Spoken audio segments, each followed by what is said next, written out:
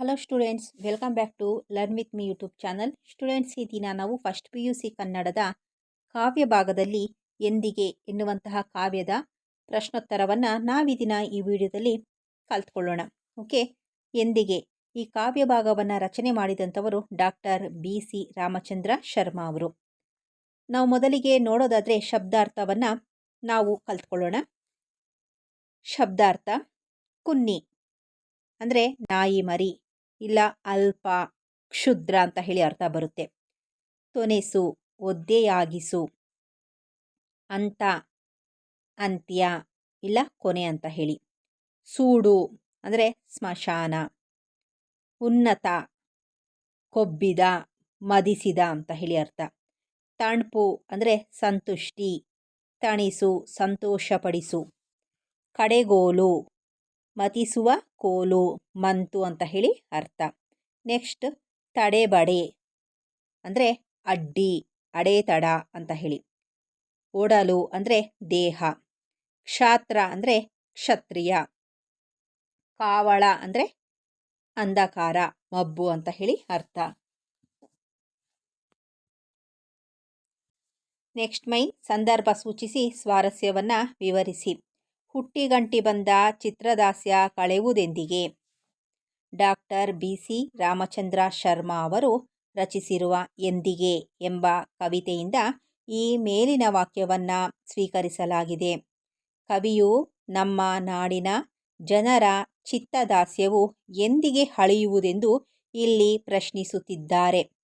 ಕವಿಯು ಸ್ವಂತ ತಿಳುವಳಿಕೆಯಿಲ್ಲದೆ ಬದುಕುತ್ತಿರುವ ಇತರರ ಆದೇಶವನ್ನು ಪ್ರಶ್ನಿಸದೆ ಪಾಲಿಸುವವರನ್ನು ಚಿತ್ತದಾಸ್ಯರೆಂದು ಕರೆದಿದ್ದಾರೆ. ನಾಡಿನ ಕೋಟಿ ಕೋಟಿ ಜನರಲ್ಲಿ ಈ ಬಗೆಯ ಚಿತ್ತದಾಸ್ಯವು ಹುಟ್ಟಿನಿಂದಲೂ ಜೊತೆಗೆ ಅಂಟಿಕೊಂಡು ಬಂದಿದೆ. ಈ ಚಿತ್ತದಾಸ್ಯವು ಯಾವಾಗ ಕೊನೆಗೊಳ್ಳುತ್ತದೋ ಎಂದು ವಿಷಾದದಿಂದ ಪ್ರಶ್ನಿಸಿದ್ದಾರೆ. ಚಿತ್ತದಾಸ್ಯವನ್ನು ಜನರು ಕಳೆದುಕೊಂಡು ಬದುಕಬೇಕೆಂಬುದು ಕವಿಯ ಮುಖ್ಯ ಕಾಳಜಿಯಾಗಿದೆ. ನೆಕ್ಸ್ಟ್ ಪ್ರಶ್ನೆ 2. ಅಳಿದ ಸಿರಿಯ ಅಣಕವಾಡು ಒಂದೇ ಸಮನೆ ನಡೆದಿದೆ. ಡಾಕ್ಟರ್ BC ರಾಮಚಂದ್ರ ಶರ್ಮಾ ಅವರು ಬರೆದಿರುವ ಎಂದಿಗೆ ಎಂಬ ಕವಿತೆಯಲ್ಲಿ ಈ ಮೇಲಿನ ವಾಕ್ಯವನ್ನು ಕಾಣಬಹುದು. ಹಿಂದಿನ ಸಂಪತ್ತಿನ ವೈಭವವನ್ನೇ ಕನವರಿಸುವ ಪ್ರವೃತ್ತಿಯನ್ನು ಕವಿ ಇಲ್ಲಿ ಟೀಕಿಸಿದ್ದಾರೆ. ಹಿಂದಿನ ನೆನಪುಗಳು, ಇತಿಹಾಸದ ಮೆಲುಕುಗಳು ಬೇಕು ನಿಜ, ಆದರೆ ಅವು ವರ್ತಮಾನವನ್ನು ಆಳಬಾರದು. ಹಿಂದಿನ ಘಟನೆಗಳನ್ನೇ ಮೆಲುಕು ಹಾಕುತ್ತಾ ಕುಳಿತುಕೊಳ್ಳಬಾರದು. ಈಗ ಆಗಬೇಕಾಗಿರುವುದನ್ನು ಯೋಚಿಸುವ ಅಗತ್ಯದ ಜೊತೆಗೆ ಭವಿಷ್ಯತ್ತನ್ನು ರೂಪಿಸುವುದರ ಕುರಿತು ಚಿಂತಿಸುವ, ಹೊಸದನ್ನು ನಿರ್ಮಿಸುವುದರತ್ತ ಗಮನ ಹರಿಸಬೇಕು. ಅದರ ಬದಲು ಹಿಂದಿನ ಗತವೈಭವದ ಬಗ್ಗೆಯಾಗಲಿ, ಕಳೆದು ಹೋಗಿರುವ ಸಿರಿ ಸಂಪತ್ತಿನ ಬಗ್ಗೆಯಾಗಲಿ ಯೋಚಿಸುವುದರಲ್ಲಿ ಏನೂ ಉಪಯೋಗವಿಲ್ಲ. ಆದರೂ ಅದನ್ನೇ ಜನ ಮೆಲುಕು ಹಾಕುತ್ತಾ ಕಾಲ ಕಳೆಯುತ್ತಿದ್ದಾರೆ ಎಂದು ಕವಿ ವಿಷಾದಿಸಿದ್ದಾರೆ. ಪ್ರಶ್ನೆ 3. ಅಂತೂ ಬಂದಿತು, ಬಂದೇ ಬಂದಿತು, ಎಂಥ ಎಂಥ ಬಿಡುಗಡೆ. ಡಾಕ್ಟರ್ BC ರಾಮಚಂದ್ರ ಶರ್ಮಾ ಅವರು ಬರೆದಿರುವ ಎಂದಿಗೆ ಕವಿತೆಯಿಂದ ಈ ಮೇಲಿನ ವಾಕ್ಯವನ್ನು ಆಯ್ದುಕೊಳ್ಳಲಾಗಿದೆ. ನಮಗೆ ಸ್ವಾತಂತ್ರ್ಯವನ್ನು ಯಾರೋ ಪುಣ್ಯವಂತ ಸತ್ಪುರುಷರು ತಂದಿತ್ತರು. ಆದರೆ ಬಂದ ಈ ಬಿಡುಗಡೆಯಾದರೂ ಎಂಥದ್ದು ಎಂದು ಕವಿ ವಿಷಾದಿಸಿದ್ದಾರೆ. ಸ್ವಾತಂತ್ರ್ಯ ಬಂದಕ್ಷಣ ನಮ್ಮ ದೇಶದಲ್ಲಿ ಸುಳ್ಳು, ಸುಲಿಗೆ, ಲಂಚ ಮುಂತಾದವು ಹೆಚ್ಚಾದವು. ಆಡಳಿತಗಾರರಿಗೆ ಹೃದಯವೆಂಬುದಿರದೆ ಕೊಚ್ಚೆಯ ಗುಂಡಿಯಾಗಿದೆ. ಇವರನ್ನು ನಿಯಂತ್ರಿಸುವವರೇ ಇಲ್ಲವಾಗಿದ್ದಾರೆ. ಇಂತಹ ಸ್ವಾತಂತ್ರ್ಯ ಬೇಕಿತ್ತೇ? ಇದಕ್ಕಾಗಿಯೇ ಹುತಾತ್ಮರು ಸ್ವಾತಂತ್ರ್ಯವನ್ನು ತಂದಿತ್ತರೆ ಎಂದು ಕವಿಯು ಪ್ರಶ್ನಿಸಿದ್ದಾರೆ. ಪ್ರಶ್ನೆ 4. ಒಡಲುಗಳ್ಳರು ಇನ್ನು ಇಲ್ಲೇ ಇಹರೋ? ಉತ್ತರ: ಡಾಕ್ಟರ್ ಬಿ.ಸಿ. ರಾಮಚಂದ್ರ ಶರ್ಮ ಅವರು ಬರೆದಿರುವ ಎಂದಿಗೆ ಎಂಬ ಕವಿತೆಯಲ್ಲಿ ಈ ಮೇಲಿನ ವಾಕ್ಯವಿದೆ. ದೇಶದೊಳಗಿರುವ ಕಳ್ಳರನ್ನು ಕುರಿತು ಈ ಮಾತನ್ನಾಡಿದ್ದಾರೆ. ನಮ್ಮ ದೇಶವನ್ನಾಳಿದ ವಿದೇಶಿಯರೆಲ್ಲ ಸಮುದ್ರ ಮಾರ್ಗದ ಮೂಲಕ ನಮ್ಮ ದೇಶಕ್ಕೆ ಬಂದು ಇಲ್ಲಿನ ಸಂಪತ್ತನ್ನು ದೋಚಿದರು. ಆದ್ದರಿಂದ ಕವಿ ಅವರನ್ನು ಕಡಲುಗಳ್ಳರೆಂದಿದ್ದಾರೆ. ಈ ಕಡಲುಗಳ್ಳರನ್ನು ಓಡಿಸಿದ್ದಾಯಿತು. ಆದರೆ ನಮ್ಮಲ್ಲೇ ಇರುವ ಕಳ್ಳರು ಇದ್ದಾರಲ್ಲ, ಅವರನ್ನೇ ಕವಿ ಒಡಲುಗಳ್ಳರೆಂದಿದ್ದಾರೆ. ಬಡವರನ್ನು, ರೈತರನ್ನು ಶೋಷಿಸಿ ಅವರ ಸಮಾಧಿಯ ಮೇಲೆ ಭವ್ಯ ಕಟ್ಟಡಗಳನ್ನು ನಿರ್ಮಿಸುವ ಅಧಿಕಾರಶಾಹಿಯ ಕರಾಳ ಮುಖವನ್ನು ಕವಿ ಈ ಮೇಲಿನ ವಾಕ್ಯದ ಮೂಲಕ ಕುಟುಕಿದ್ದಾರೆ ಎನ್ನಬಹುದು. ಪ್ರಶ್ನೆ 5. ಕ್ರಾಂತಿ ಭಾನು ಹೊಳೆದು ಹೊಂಬೆಳಕ ಚೆಲ್ಲುವುದೆಂದಿಗೆ? ಉತ್ತರ: ಡಾಕ್ಟರ್ ಬಿ.ಸಿ. ರಾಮಚಂದ್ರ ಶರ್ಮರು ಬರೆದಿರುವ ಎಂದಿಗೆ ಎಂಬ ಕವಿತೆಯ ಕೊನೆಯ ಭಾಗದಲ್ಲಿ ಈ ಮೇಲಿನ ವಾಕ್ಯವನ್ನು ಕಾಣಬಹುದು. ನಮ್ಮ ನಾಡಿನ ಮಂದಿಗೆ ಬದಲಾವಣೆ ಎಂದಿಗಾಗುವುದು ಎಂದು ಕವಿ ಪ್ರಶ್ನಿಸಿದ್ದಾರೆ. ನಾಡಿನ ಜನರನ್ನು, ನಾಡನ್ನು ಆವರಿಸಿರುವ ಕತ್ತಲೆಯೆಂಬ ಅಜ್ಞಾನ, ಬಡತನ, ಶೋಷಣೆಗಳೆಲ್ಲವೂ ದೂರಾಗಿ ಬದಲಾವಣೆ ಎಂಬ ಬೆಳಕು ಮೂಡಬೇಕಾದರೆ ಕ್ರಾಂತಿಯಾಗಬೇಕು. ಕ್ರಾಂತಿಯ ಸಂಘಟನೆಗೆ ಜನರಲ್ಲಿ ತಿಳುವಳಿಕೆ ಮೂಡಬೇಕು. ಅವರಲ್ಲಿ ಕ್ರಾಂತಿಯ ವಿಚಾರ ಹೊಳೆದು ನಾಡ ಮೂಲೆ ಮೂಲೆಗೂ, ರಾಜ ಬೀದಿ ಸಂದಿಗೂ ಹೊಂಬೆಳಕು ಮೂಡಿ ಅವರ ಬದುಕು ಯಾವಾಗ ಬೆಳಗುವುದು ಎಂದು ಕವಿ ಇಲ್ಲಿ ಪ್ರಶ್ನಿಸುತ್ತಿದ್ದಾರೆ. ದಾಸ್ಯವೆಂಬ ಕತ್ತಲಿಂದ ಈ ನಾಡಿನ ಜನ ಬಿಡುಗಡೆಗೊಳ್ಳಬೇಕೆಂಬ ಆಶಯ ಕವಿಯದಾಗಿದೆ. ಪ್ರಶ್ನೆ 1.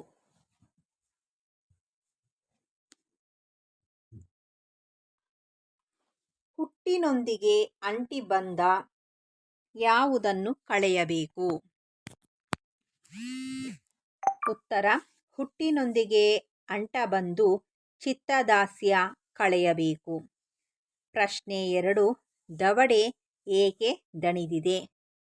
ಉತ್ತರ: ಹಳೆಯದನ್ನು ಮೆಲುಕು ಹಾಕಿ ಹಾಕಿ ದವಡೆ ದಣಿದಿದೆ. ಪ್ರಶ್ನೆ 3. ನಾಡು ಯಾವುದಕ್ಕೆ ತಾಳ ಹೊಡೆದಿದೆ? ಉತ್ತರ: ಉನ್ಮತ್ತ ನಾಟ್ಯಕ್ಕೆಂದೇ ನಾಡು ತಾಳ ಹೊಡೆದಿದೆ. ಪ್ರಶ್ನೆ 4. ಕಡಲನ್ನು ಕಡೆದಾಗ ಏನು ಬಂತು? ಉತ್ತರ: ಕಡಲನ್ನು ಕಡೆಗೋಲಿನಿಂದ ಕಳೆದಾಗ ವಿಷ ಬಂದಿತು. ಪ್ರಶ್ನೆ 5. ನಾಡಿಗೆ ಯಾರ ಕಾಟ ಕೊನೆಗೊಂಡಿದೆ? ಉತ್ತರ: ನಾಡಿಗೆ ಕಡಲುಗಳ್ಳರು ಕಾಟ ಕೊನೆಗೊಂಡಿದೆ. ಪ್ರಶ್ನೆ 6. ಕ್ಷಾತ್ರವಧೆ ಮಾಡಿದವನು ಯಾರು? ಉತ್ತರ: ಕ್ಷಾತ್ರವಧೆ ಮಾಡಿದವನು ಪರಶುರಾಮ. ಪ್ರಶ್ನೆ 7. ಇರುವ ಬಸಿರು ಬಗೆದು ಬರಬೇಕಾಗಿರುವುದು ಯಾವುದು? ಉತ್ತರ: ಇರುಳ ಬಸಿರನ್ನು ಬಗೆದು ಬರಬೇಕಾಗಿರುವುದು ಉದಯ ರಾಗ. ಪ್ರಶ್ನೆ 8. ಎಂದಿಗೆ ಕವಿತೆಯ ವಸ್ತುವೇನು? ಉತ್ತರ: ಭಾರತ ರಾಜಕಾರಣಿಗಳು, ಅಧಿಕಾರಿಗಳು ಒಡಲುಗಳ್ಳರಾಗಿರುವುದನ್ನು ಖಂಡನೆ ಮಾಡುವುದೇ ಎಂದಿಗೆ ಕವಿತೆಯ ವಸ್ತುವಾಗಿದೆ. ಪ್ರಶ್ನೆ 9. ಬಿ.ಸಿ. ರಾಮಚಂದ್ರ ಶರ್ಮರು ಭಾರತದ ಭವಿಷ್ಯದ ಬಗ್ಗೆ ಯಾವ ನಿರೀಕ್ಷೆಯನ್ನು ವ್ಯಕ್ತಪಡಿಸಿದ್ದಾರೆ? ಉತ್ತರ: ಬಿ.ಸಿ. ರಾಮಚಂದ್ರ ಶರ್ಮರು ಭಾರತದ ಭವಿಷ್ಯದ ಬಗ್ಗೆ ಕ್ರಾಂತಿ ಸೂರ್ಯನ ಕಿರಣಗಳು ದೇಶದ ದೊಡ್ಡ ಸಣ್ಣ ಬೀದಿಗಳ ಮೇಲೆ ಚೆಲ್ಲಿ ಬೆಳಕಿನ ದಿನ ಆಗಮಿಸುವುದು ಎಂಬ ನಿರೀಕ್ಷೆಯನ್ನು ವ್ಯಕ್ತಪಡಿಸಿದ್ದಾರೆ. ಪ್ರಶ್ನೆ 10. ಚಿತ್ತದಾಸ್ಯ ಎಂದರೇನು? ಉತ್ತರ: ಆಳುವವರು ಹಾಗೂ ಹಿರಿಯ ಅಧಿಕಾರಿಗಳು ಏನೇ ಮಾಡಲಿ, ಎಷ್ಟೇ ಅನ್ಯಾಯ ಮಾಡಲಿ ಅದಕ್ಕೆ ಸಿಡಿದೇಳದೆ ಒಪ್ಪಿಕೊಳ್ಳುವ ಮನೋಧರ್ಮವೇ ಚಿತ್ತದಾಸ್ಯ. ಪ್ರಶ್ನೆ 11. ರಾಮಚಂದ್ರ ಶರ್ಮರು ಯಾವುದನ್ನು ಭೂತಗಣದ ಕುಣಿತ ಎಂದಿದ್ದಾರೆ? ಉತ್ತರ: ಗತಕಾಲದ ವೈಭವದ ಸ್ಮರಣೆಯನ್ನು ರಾಮಚಂದ್ರ ಶರ್ಮರು ಭೂತಗಣದ ಕುಣಿತ ಎಂದಿದ್ದಾರೆ. ಪ್ರಶ್ನೆ 12. ರಾಮಚಂದ್ರ ಶರ್ಮರ ದೃಷ್ಟಿಯಲ್ಲಿ ಕಡಲುಗಳ್ಳರು ಯಾರು? ಉತ್ತರ: ರಾಮಚಂದ್ರ ಶರ್ಮರ ದೃಷ್ಟಿಯಲ್ಲಿ ಬ್ರಿಟಿಷರು ಮುಂತಾದ ವಿದೇಶಿಯರು ಕಡಲುಗಳ್ಳರು. ಪ್ರಶ್ನೆ 13. ರಾಮಚಂದ್ರ ಶರ್ಮರ ಅಭಿಪ್ರಾಯದಲ್ಲಿ ಒಡಲುಗಳ್ಳರು ಯಾರು? ಉತ್ತರ: ರಾಮಚಂದ್ರ ಶರ್ಮರ ಅಭಿಪ್ರಾಯದಲ್ಲಿ ಭಾರತ ದೇಶದ ಸಂಪತ್ತನ್ನು ದೋಚುತ್ತಿರುವ ಇಂದಿನ ರಾಜಕಾರಣಿಗಳು ಹಾಗೂ ಅಧಿಕಾರಿಗಳೇ ಒಡಲಗಳ್ಳರು. ಪ್ರಶ್ನೆ 14. ರಾಮಚಂದ್ರ ಶರ್ಮರ ಅಭಿಪ್ರಾಯದಲ್ಲಿ ಷಂಡರು ಯಾರು? ಉತ್ತರ: ರಾಮಚಂದ್ರ ಶರ್ಮರ ಅಭಿಪ್ರಾಯದಲ್ಲಿ ಭಾರತ ದೇಶವನ್ನು ಲೂಟಿ ಮಾಡುತ್ತಿರುವವರ ವಿರುದ್ಧ ಕ್ರಾಂತಿ ಮಾಡದ ಭಾರತೀಯರೆಲ್ಲ ಷಂಡರು. ಓಕೆ, ಇದಿಷ್ಟು ಕೂಡ ಒಂದು ವಾಕ್ಯದಲ್ಲಿ ಉತ್ತರಿಸುವಂತಹ ಪ್ರಶ್ನೋತ್ತರಗಳು. ನೆಕ್ಸ್ಟ್ 2-3 ವಾಕ್ಯಗಳಲ್ಲಿ ಉತ್ತರಿಸಿ. ಪ್ರಶ್ನೆ 1. ಚಿತ್ತದಾಸ್ಯ ಕಳೆಯಬೇಕಾಗಿರುವುದು ಯಾರು ಯಾರಿಗೆ? ಉತ್ತರ: ಚಿತ್ತದಾಸ್ಯ ಕಳೆಯಬೇಕಾಗಿರುವುದು ನಾಡಿನ ಜನರಿಗೆ. ನಾಡಿನಲ್ಲಿರುವ 100 ಕೋಟಿ ಗಂಡಸರು, ಹೆಂಗಸರು, ಎಲ್ಲ ಮಕ್ಕಳಿಗೂ ಚಿತ್ತದಾಸ್ಯವು ಕಳೆಯಬೇಕಾಗಿದೆ. ಪ್ರಶ್ನೆ 2. ನಾಡ ಮಂದಿಗೆ ಯಾವುದರ ಬಲ ಹಾಗೂ ಮಹಿಮೆಯಿಂದ ಬಿಡುಗಡೆಯಾಗಿದೆ? ಉತ್ತರ: ನಾಡ ಮಂದಿಗೆ ನಾಡಿಗಾಗಿ ಹೋರಾಡಿದ ಜೀವಗಳ ಯೋಗದ ಬಲ ಹಾಗೂ ಉಗ್ರ ತಾಪಸಿಗಳ ಮಹಿಮೆಯಿಂದ ಬಿಡುಗಡೆ ದೊರೆತಿದೆ. ಪ್ರಶ್ನೆ 3. ನಾಡಿನ ಬಿಡುಗಡೆಯಲ್ಲಿ ಯಾವುದಕ್ಕೆ ಅಡೆತಡೆಗಳು ಇಲ್ಲವಾಗಿವೆ?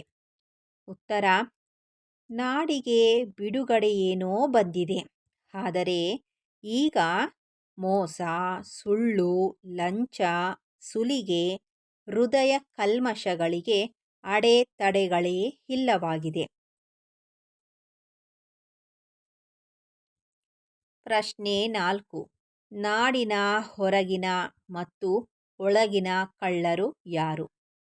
ಉತ್ತರ: ನಾಡಿಗೆ ಸಮುದ್ರ ಮಾರ್ಗದ ಮೂಲಕ ನುಸುಳಿದ ವಿದೇಶಿಯರು ಹೊರಗಿನ ಕಡಲುಗಳ್ಳರಾಗಿದ್ದಾರೆ. ಈಗ ನಾಡನ್ನು ದೋಚುತ್ತಿರುವವರು, ನಮ್ಮನ್ನು ಆಳುತ್ತಿರುವ ರಾಜಕಾರಣಿಗಳೇ ಒಳಗಿನ ಕಳ್ಳರಾಗಿದ್ದಾರೆ. ಪ್ರಶ್ನೆ 5. ರಾಕ್ಷಸಗಣ ಹತ್ಯೆಗೆ ಜನತೆ ಹೇಗೆ ಹೆಜ್ಜೆ ಇಡಬೇಕು? ಉತ್ತರ: ರಾಕ್ಷಸಗಣದ ಹತ್ಯೆಗೆ ಜನರು ಕ್ಷತ್ರಿಯರ ವಧೆಗೆ ಕೆರಳಿ ನಿಂತ ಜಮದಗ್ನಿಯಂತೆ ಗಂಡುಗೊಡಲಿಯಿಟ್ಟು ದಿಟ್ಟ ಹೆಜ್ಜೆಯನ್ನು ಮುಂದಿಕ್ಕಬೇಕು.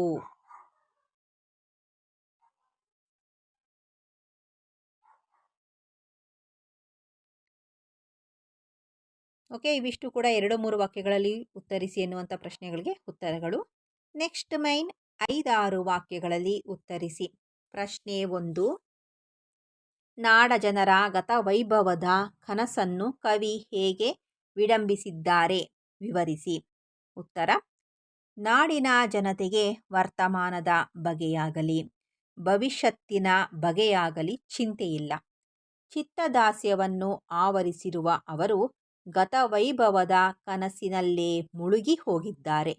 ಅವರೊಳಗೆ ಹಳೆಯ ನೆನಪುಗಳ ಭೂತಗಣ ಕುಣಿಯುತ್ತಿದೆ. ಸಾವಿರಾರು ವರ್ಷಗಳಿಂದ ನಾಡ ಹಿರಿಮೆಯನ್ನು ಹೊಗಳಿಕೊಂಡು ಬಂದುದೇ ಆಯಿತು. ನಾಡ ಜನರ ದವಡೆಗಳೆಲ್ಲ ಹಳೆಯ ನೆನಪುಗಳನ್ನು ಮೆಲುಕು ಹಾಕಿ ಹಾಕಿ ದಣಿದು ಹೋಗಿದೆಯಂತೆ. ಕಳೆದುಕೊಂಡಿರುವ ಸಂಪತ್ತಿನ ನೆನಪಿಗೆ, ಕನವರಿಕೆಗೆ ಅಂತ್ಯವೇ ಇಲ್ಲವಾಗಿದೆ. ಸಮಾಧಿಯಿಂದ ಹೂತ ಹೆಣವನ್ನು ಹೊರತೆಗೆದು ಮತ್ತೆ ಮತ್ತೆ ಸತ್ತವರಿಗಾಗಿ ಅಳುವ ರೀತಿಯಿದೆ ಎಂದು ಕವಿ ವಿಡಂಬಿಸಿರುವವರು. ಎಲ್ಲರ ಹೃದಯದಲ್ಲೂ ಈ ಗತವೈಭವದ ನೆನಪುಗಳ ಉನ್ನತ ನಾಟಕ ನಡೆದಿದೆ. ಜನರೆಲ್ಲ ಇದಕ್ಕೆ ತಾಳ ಹಾಕುತ್ತಾ ತಲೆದೂಗಿಕೊಂಡಿದ್ದಾರೆಂದು ಕವಿ ವಿಡಂಬನೆ ಮಾಡಿದ್ದಾರೆ. ಪ್ರಶ್ನೆ 2. ಒಡಲುಗಳ್ಳರು ನಾಡನ್ನು ಹೇಗೆ ಸುಲಿಗೆ ಮಾಡುತ್ತಿದ್ದಾರೆ? ಉತ್ತರ: ಒಡಲುಗಳ್ಳರೆಂದರೆ ನಾಡಿನ ಒಳಗಿರುವ ಕಳ್ಳರು. ರೈತರು ಬೆವರು ಸುರಿಸಿ ಹೊಲ ಗದ್ದೆಗಳಲ್ಲಿ ದುಡಿದು ಬೆಳೆಯನ್ನು ಬೆಳೆಯುತ್ತಾರೆ. ಆದರೆ ಅವರಿಗೆ ದುಡಿಮೆಗೆ ತಕ್ಕ ಪ್ರತಿಫಲ ದೊರೆಯುತ್ತಿಲ್ಲ.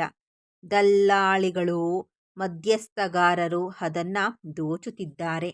ಅವರು ದುಡಿಯುವ ರೈತರಾದರೆ ಸುಖಿಸುವವರು ಇಂತಹ ರಾಕ್ಷಸರು. ಜನ ಬಡತನದಲ್ಲಿ ಹೊಟ್ಟೆಗಿಲ್ಲದೆ ಸಾಯುತ್ತಿದ್ದಾರೆ. ಅವರ ಹೊಟ್ಟೆಯ ಮೇಲೆ ಹೊಡೆವ ದುರುಳರು ಬಡವರ ಸಮಾಧಿಯ ಮೇಲೆ ಭವ್ಯವಾದ ಶಾಶ್ವತವಾದ ಸೌಧಗಳನ್ನು ಅಭಿವೃದ್ಧಿಯ ಹೆಸರಿನಲ್ಲಿ ನಿರ್ಮಿಸುತ್ತಿದ್ದಾರೆ. ಮಗುವನ್ನು ತೂಗಲೆಂದು ಬಂದು ಕೊರಳನ್ನ ಹಿಸುಕುವ ಕೇಡಿಗಳಿವರೆಂದು ಕವಿ ಹೇಳಿದ್ದಾರೆ. ಏಕೆಂದರೆ ಉದ್ಧಾರ ಮಾಡುತ್ತೇವೆ ಎಂದು ಅಧಿಕಾರಕ್ಕೆ ಬರುವ ಮುನ್ನ ಭರವಸೆ ನೀಡಿ ಅಧಿಕಾರ ದಕ್ಕಿದಾಗ ಸುಲಿಗೆ ಮಾಡಲು ಆರಂಭಿಸುತ್ತಾರೆ. ಕಷ್ಟದಿಂದ ಜನರೆಲ್ಲ ಸತ್ತು ಸಮಾಧಿ ಸೇರಿದರೆ ಅದರಲ್ಲಿ ಸುಖದ ಸುಪ್ಪತ್ತಿಗೆಯನ್ನ ಮಾಡಿ ಮಲಗುವ ಒಡಲುಗಳ್ಳರಿವರೆಂದು ಕವಿ ಹೇಳಿದ್ದಾರೆ. ಪ್ರಶ್ನೆ 3. ನಾಡ ಜನರ ದಾಸ್ಯ ಮನೋಭಾವ ಹಾಗೂ ನಿಷ್ಕ್ರಿಯತೆಯ ಬಗ್ಗೆ ಕವಿಯ ಪ್ರತಿಕ್ರಿಯೆ ಏನು? ಉತ್ತರ: ನಾಡ ಜನರಿಗೆ ಹುಟ್ಟಿನಿಂದಲೇ ಚಿತ್ತದಾಸ್ಯ ಅಂಟಿಕೊಂಡು ಬಂದಿರುತ್ತದೆ ಎಂದು ಕವಿ ವಿಡಂಬಿಸಿದ್ದಾರೆ. ನಮ್ಮ ದೇಶದಲ್ಲಿರುವ 100 ಕೋಟಿ ಜನರದೂ ಇದೇ ಪ್ರವೃತ್ತಿ. ಸ್ವಂತ ಬುದ್ಧಿಯೇ ಈ ಜನಕ್ಕಿಲ್ಲ. ತಿಳಿವು ಅವರಿಂದ ದೂರ ಉಳಿದಿದೆ.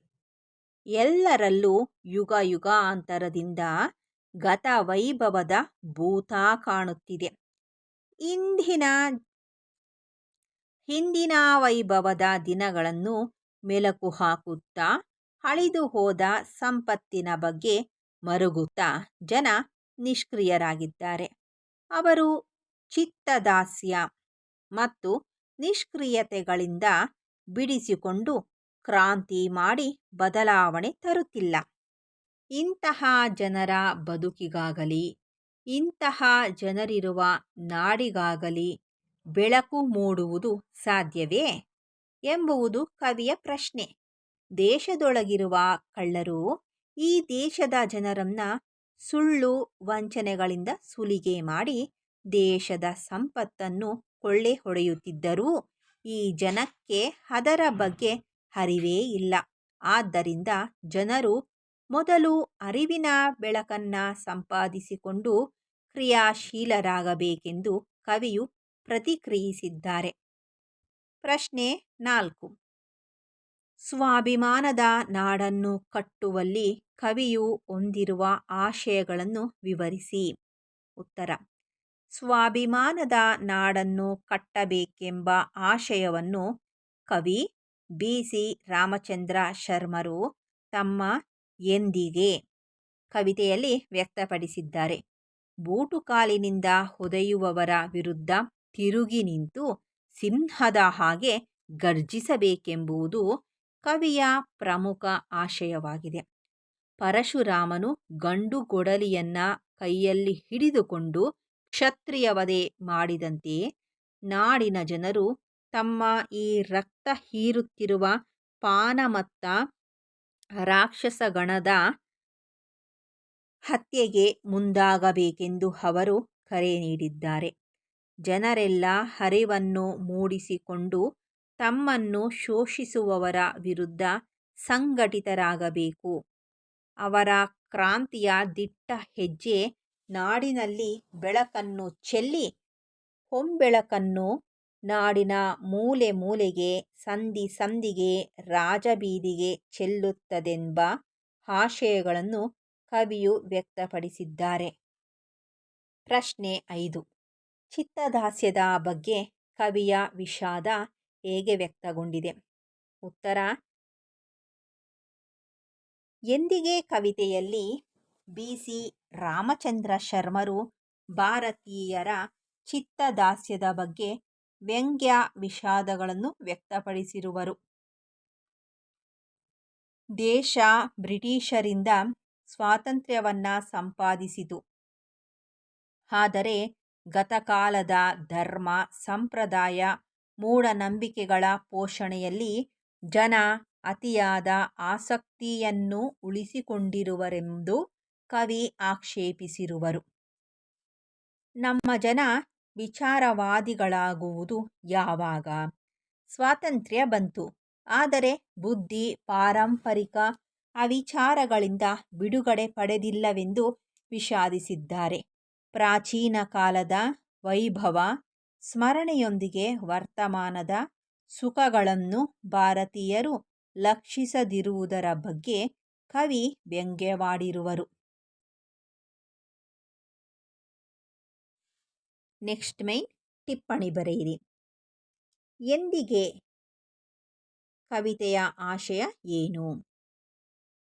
ಭಾರತಕ್ಕೆ ರಾಜಕೀಯ ಸ್ವಾತಂತ್ರ್ಯ ಲಭಿಸಿದರೂ ಗತಕಾಲದ ಹುಸಿ ವೈಭವದಲ್ಲಿಯೇ ಕಾಲ ಕಳೆಯುತ್ತಾ ಹೊರಗಿನವರು ದೋಚಿದ್ದಕ್ಕಿಂತ ಹೆಚ್ಚಾಗಿ ಒಳಗಿನವರ ದುರಾಸೆ ಹಾಗೂ ಕಾರ್ಯಗಳನ್ನು ವ್ಯಂಗ್ಯವಾಗಿ ಈ ಕವಿತೆಯಲ್ಲಿ ಚಿತ್ರಿಸಲಾಗಿದೆ. ದಾಸ್ಯಕ್ಕೆ ಬಲಿಯಾದ ದೇಶದ ದೊಡ್ಡ ದುರಂತ ಸ್ವಂತಿಕೆಯ ಅಕಾಲ ಮರಣವೆನ್ನುತ್ತಾರೆ ಕವಿ ಬಿ.ಸಿ. ರಾಮಚಂದ್ರ ಶರ್ಮರು. ಇದೇ ಎಂದಿಗೆ ಕವಿತೆಯ ಆಶಯವಾಗಿದೆ. ಒಡಲುಗಳ್ಳರು. ದೇಶದೊಳಗಿನ ಕಳ್ಳರನ್ನ ಕವಿ ರಾಮಚಂದ್ರ ಶರ್ಮರು ಒಡಲುಗಳ್ಳರು ಎಂದಿರುವರು. ಒಳಗಿನ ಕಳ್ಳರು ನಮ್ಮ ಮಧ್ಯೆ ಒಳ್ಳೆಯವರಂತೆ ಇದ್ದು ಒಳಗೊಳಗೆ ದೋಚುವವರು. ಆಳುವವರನ್ನು, ರಾಜಕಾರಣಿಗಳನ್ನು ಕವಿ ಒಡಲುಗಳ್ಳರೆಂದಿದ್ದಾರೆ. ದೇಶವನ್ನು ಬಡತನದಲ್ಲೇ ಇಟ್ಟು ತಾವು ಮಾತ್ರ ದಿನೇ ದಿನೇ ಸಿರಿವಂತರಾಗುವವರೇ ಒಡಲುಗಳ್ಳರು. ದೇಶದ ಪ್ರಾಕೃತಿಕ ಸಂಪನ್ಮೂಲಗಳನ್ನು ಲೂಟಿ ಮಾಡುವ ಜನರಿವರು. ಕಡಲುಗಳ್ಳರು. ಬ್ರಿಟಿಷರೇ ಮೊದಲಾದ ವಿದೇಶಿಯರನ್ನು ಕಡಲುಗಳ್ಳರು ಎನ್ನಲಾಗಿದೆ. ಬ್ರಿಟಿಷರು ವ್ಯಾಪಾರಕ್ಕೆಂದು ನಮ್ಮ ದೇಶಕ್ಕೆ ಸಮುದ್ರ ಮಾರ್ಗದ ಮೂಲಕ ಬಂದವರು ದೇಶವನ್ನೇ ಸೂರೆಗೈದು ಸಂಪನ್ಮೂಲಗಳನ್ನು ಸಮುದ್ರದ ಮೂಲಕವೇ ತಮ್ಮ ದೇಶಕ್ಕೆ ಹೊತ್ತೊಯ್ದರು. ಆದ್ದರಿಂದ ಇವರನ್ನು ಕಡಲುಗಳ್ಳರು ಎನ್ನಲಾಗಿದೆ.